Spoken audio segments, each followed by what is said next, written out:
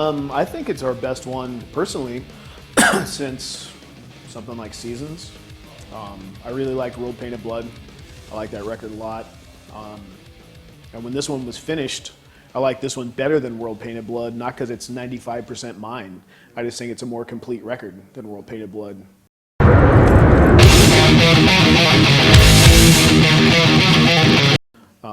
The world's a nasty place, you know. I love living, I love being part of this destructive human race, but there's still so many things that aren't right with it, like that. You know, after that particular one, that was the French one, yes? Yes. Yeah. We had just come through France like a week prior to that. And then right after that, Belgium happened, and we had just gone through Belgium. But, you know, does it cross my mind? Absolutely. Do I worry about it? No, because then I'm giving in to what they're trying to achieve and alter my way of life. You know, is there security? Yeah, there's security. Is somebody that's nuts going to come in with a gun and shoot everybody? Yeah, it's going to happen somewhere. Might be my gig, it might not be my gig, but I can only prepare myself so much and then forget about it.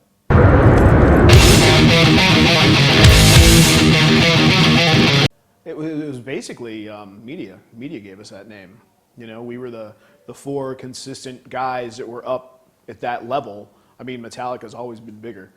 You know, and then you could argue that Exodus should be in there, Testament should be in there, and you can also argue the fact that they fell off in the 90s, didn't have anything worth really talking about. I love Exodus. I got their new record in my computer bag. But you know, it's not me, because I didn't give us that name. I mean, would I love to do a show with the big four, Testament, Exodus, whoever the hell else wants to be part of the big whatever? That'd be awesome. It would be fun. And the kids would have a great fucking time.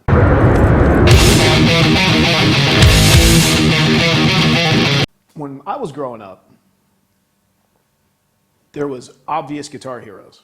You know, you'd be it Richie Blackmore, Eddie Van Halen, Randy Rhoads, Tony Iommi, Priest guys, Maiden guys. You know, there was no shortage of them. Not even before me.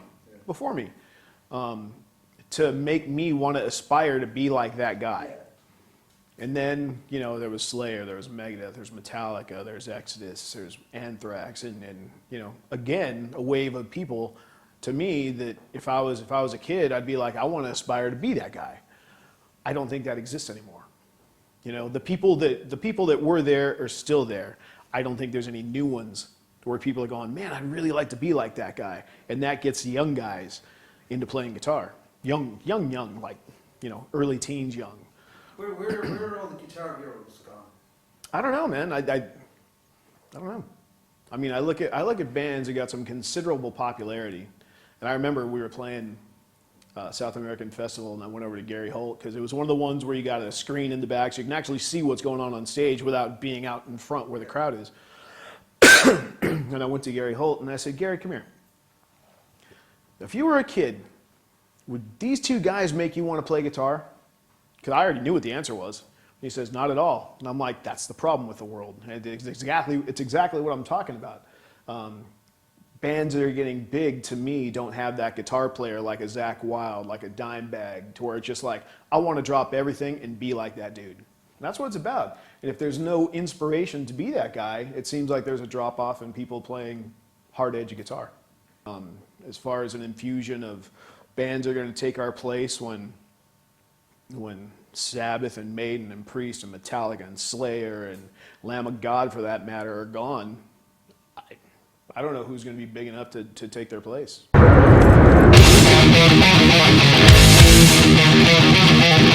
Some people just think they're invincible, you know. I mean, I'm 50 now.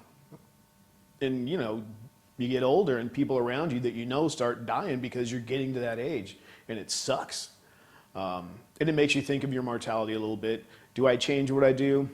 Not as much as I should. So I'm still a little bit invincible, you know.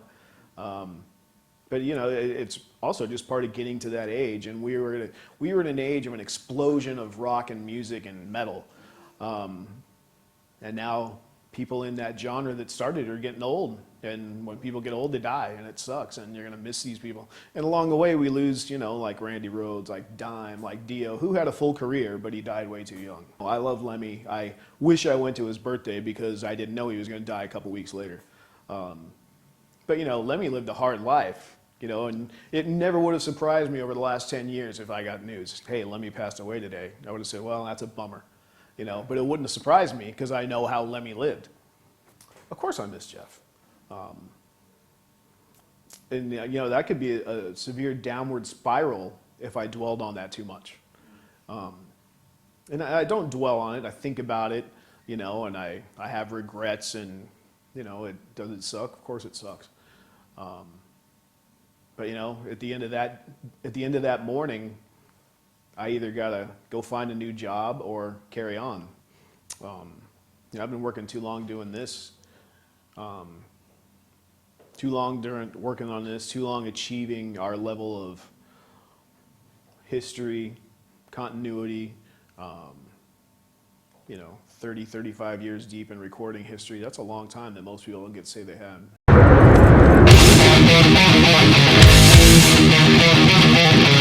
When you first think about it, no, I'm like, really? No way.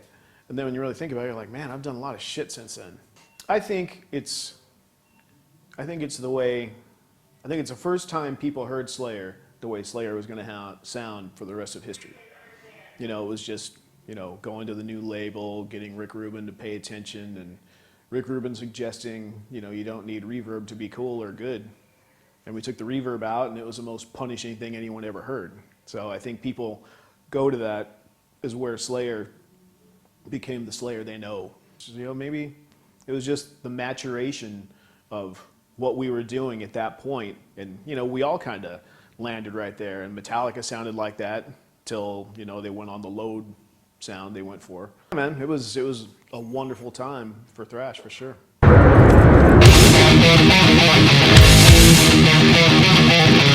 Well, we have a lot of leftover material from the last one, which we never had. We've got like 7, 8, 9 songs.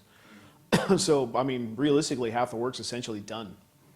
And I know I've got a lot of days off on this run that I do want to start working on lyrics and stuff, get ahead of the game, see where we're at.